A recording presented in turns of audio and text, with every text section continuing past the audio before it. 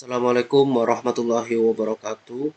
Perkenalkan, nama saya Muhammad Hifni, NIM D400190120 dari kelas G.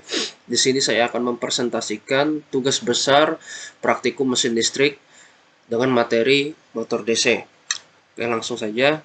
Pengertian dari motor DC adalah jenis motor listrik yang penggunanya memerlukan jenis arus DC atau arus searah. Jadi pada motor DC, arus searah yang dihasilkan nantinya akan diubah menjadi energi mekanis yang berupa putaran atau gerak. Pada umumnya motor listrik dibedakan menjadi dua, yaitu motor AC dan DC. Perbedaan motor AC dan DC sendiri dapat dilihat dari jenis arus yang digunakan. Misalnya saja untuk arus AC yang tentunya memakai tegangan dari jenis arus bolak-balik atau AC. Dan begitu pun berlaku pada motor DC yang dalam operasi nantinya akan menggunakan arus searah atau DC. Pada motor dengan arus DC, di dalamnya biasanya terdapat kumparan yang berfungsi untuk menghasilkan putaran. Nah, jumlah putaran yang dihasilkan oleh motor tersebut disebut sebagai RPM atau revolution per minute. Prinsip kerjanya, yang pertama-tama arus DC pada rangkaian akan dialirkan pada kumparan. Kemudian medan magnet yang tercipta akan menghasilkan torsi yang nantinya akan memutar motor. Setelah terjadi torsi, komutator kemudian akan bekerja, yaitu dengan cara menjaga putaran motor listrik agar tetap menghasilkan arus yang searah. Jadi pada alat ini armatur yang dihasilkan oleh medan magnet yang diputar searah sehingga menghasilkan gaya mekanik. Dengan prinsip kerja di atas, tentu tidak heran jika motor DC juga disebut sebagai perangkat elektromagnetis, karena pada dasarnya perangkat tersebut memang menggunakan medan magnet dan konduktor utamanya, yakni dengan proses menghasilkan energi mekanik atau gerak yang ada pada perangkat elektronik tertentu. Selanjutnya, bagian-bagian dari motor DC. Yang pertama ada rotor. Bagian-bagian motor DC yang pertama adalah rotor, di mana motor inilah yang menjadi alat gerak secara dinamik, terutama ketika ada tegangan yang mengalir pada rangkaian. Yang kedua ada stator, komponen selanjutnya yang tidak bergerak. Meskipun demikian, stator berperan penting untuk membuat rotor agar tetap berputar. Yang ketiga ada brush. Komponen yang satu ini letaknya berada di dalam komutator. Brush merupakan salah satu komponen elektronika yang disusun dari material grafit atau karbon. Fungsi utamanya adalah untuk menghantarkan arus listrik menuju rotor. Yang keempat ada belitan arus armatur. Merupakan komponen yang fungsinya untuk menghasilkan medan magnet yang bersifat statis. Jadi energi statis yang mengalir pada rotor justru dihasilkan oleh belitan armatur yang satu ini. Yang kelima ada komutator, komponen yang fungsi utamanya digunakan untuk mengalirkan energi arus listrik menuju belitan armatur. Komponen tersebut pada umumnya tersebut dari bahan material tembaga. Ketika terjadi perubahan arus pada belitan armatur, maka komutator menjadi bagian terpenting yang membantu melakukan perubahan arus pada rangkaian tersebut. Yang keenam ada frame atau yoke. Komponen motor DC yang bernama frame atau yoke ini nantinya akan difungsikan sebagai pelindung komponen lain, yakni pelindung rotor yang terdapat pada motor DC. Jadi bisa disimpulkan bahwa frame ini memang komponen yang didesain untuk melindungi semua komponen rotor. Misalnya saja mulai dari armatur, pole, belitan medan, kutub magnet, dan lain sebagainya. Yang ketujuh ada belitan medan. Menjadi salah satu komponen penyusun motor DC yang perannya juga penting. Belitan medan disebut juga sebagai istilah field winding. Komponen yang satu ini mempunyai fungsi utama dalam proses menghasilkan medan statis pada rotor pada motor DC. Yang kedelapan ada pole, berfungsi sebagai menghasilkan flux magnet. Kemudian flux magnet akan menyebar di antara stator dan rotor hingga kemudian akan menghasilkan medan magnet yang membantu rotor untuk tetap berputar. Di sini ada gambar yaitu ilustrasi kerja dari dua gambar, yaitu yang pertama ada motor dengan 2 kutub magnet permanen dan motor dengan 4 kutub magnet permanen. Yang mana di sini ada penghubung, ada rotor, yang mana ada brush head 2 pole, dan ada world rotor, dan ada magnet permanen yaitu berupa N-pole dan S-pole, dan ada kumparan stator. Oke, selanjutnya jenis-jenis motor DC. Yang pertama ada tipe Sun. Pada motor tipe Sun terdapat gulungan medan yang tersambung secara paralel. Pada motor supply yang sama dengan lilitan armatur, namun meskipun memiliki daya yang berasal dari power supply yang sama, namun ketentuan jenis arus dan jangkar yang nantinya dihasilkan akan berbeda. Selain itu, meskipun terjadi variasi pada beban, namun tidak akan berpengaruh pada kecepatan dari motor DC Sun. Hal ini karena kecepatan yang dihasilkan oleh alat tersebut tetap konstan. Selain itu, alat ini juga tidak bervariasi karena adanya beban mekanik yang dihasilkan oleh outputnya. Yang kedua, tipe seri. Jenis motor DC tegangan sendiri yang selanjutnya adalah tipe seri. Pada motor jenis tersebut, belilitan armatur dan belilitan medan akan tersambung secara seri pada alat satu daya.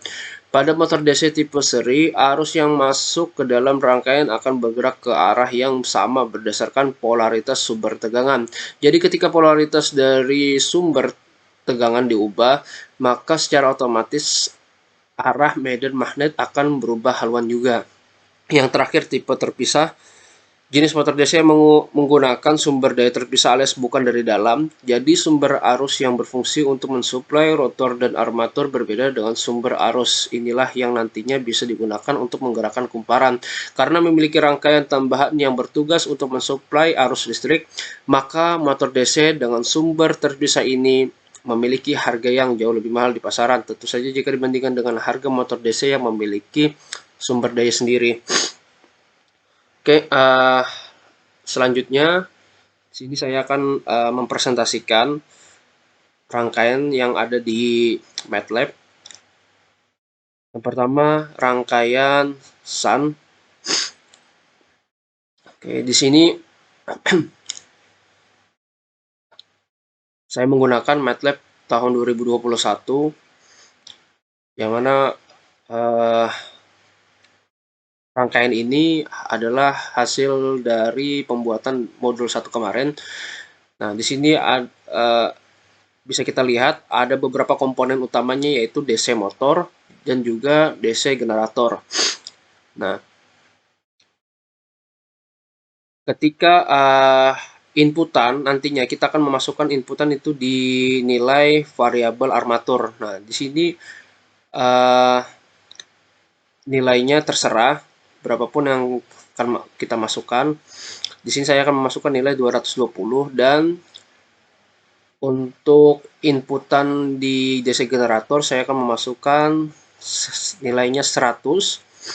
Ketika melewati VT armatur, sebelumnya kita mengaturnya ke bentuk DC dulu, lalu akan masuk ke mesin DC motor, lalu akan di outputkan melewati 4 power ply, yaitu berupa dari 4 ini, yaitu ada speed, ada IM motor, ada IF motor, dan torsi motor. Selanjutnya begitu juga di bagian DC generator, maka hasil outputannya akan diteruskan, yaitu ditampilkan pada 4 ini, yaitu ada torsi generator, ada IF generator, ada IM generator, ada speed generator. Nah, ketika di run,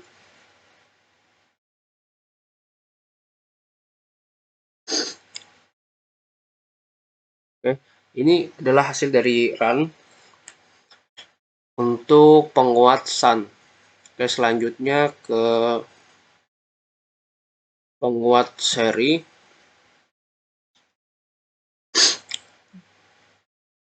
Seperti yang penguat Sun tadi, penguat yaitu ada 4 layar monitor yang sebagai outputan dari masing-masing komponen DC motor atau DC generator. Oke, selanjutnya saya run rangkaiannya. Sebelumnya juga saya menambahkan nilai 120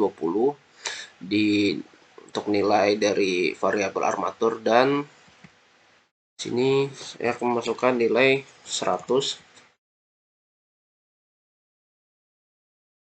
Oke, kemudian saya akan run. Nah, maka hasilnya akan berjalan continue terus dikarenakan ada INF di stop time.